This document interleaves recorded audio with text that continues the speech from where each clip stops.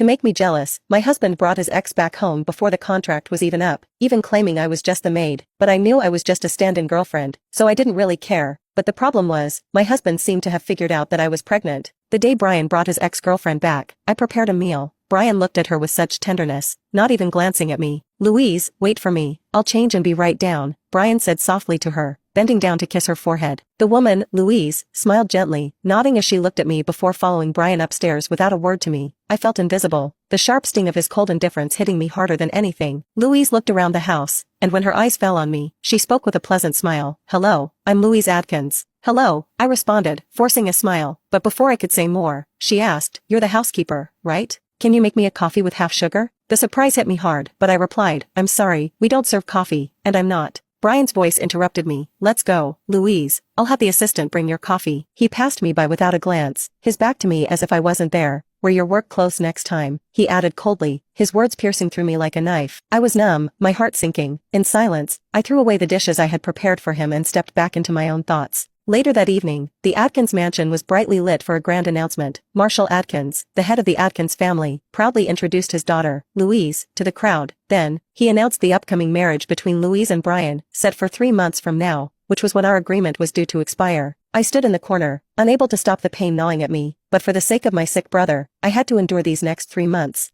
I didn't want Brian and Louise to find out about the baby growing inside me. They wouldn't keep it. 3 months, I reminded myself, just 3 more months, and I could disappear from their lives forever. The following day, I visited the doctor for a checkup, and everything seemed fine. However, in the hospital lobby, I ran into Brian and Louise. Louise was linked arm in arm with him, her eyes full of warmth as she noticed me. "Are you feeling okay?" she asked, though there was a slight hesitation in her voice. I tried to smile. "I'm fine, just a checkup, nothing serious," I reassured her. But Brian's cold eyes drilled into me. "Suspicious?" he asked. "Why did you go to the OB/GYN department?" I explained, "It's for women's health, it's normal for me to get a checkup." Brian seemed to accept it, though the suspicion didn't fully fade from his eyes. Louise smiled gently but didn't ask more, and I quickly left. As I walked away, my thoughts were a storm of panic and worry. Back home, I tried to hide the evidence of my pregnancy. I dumped the folic acid pills into a vitamin bottle, praying no one would suspect anything. But when Brian walked in and saw me with the bottle, suspicion flared in his eyes. "What are you doing?" he asked coldly. I tried to stay calm. "I'm just taking vitamins." Brian, skeptical, told me, 3 months left, behave, and I won't deduct any money, just don't cause trouble." His words stung, but I had no choice but to accept it. Later, Brian invited me to dinner at the Blue Wave Hotel, saying he was making up for me missing my birthday. It seemed like something a caring husband would do, but the greasy food at the table made me lose my appetite, and I almost threw up. So I made an excuse to go to the restroom and ate a sour plum. Just then, he walked in. I tried to hide it, but I could feel his suspicion growing in his eyes. "Are you okay? What are you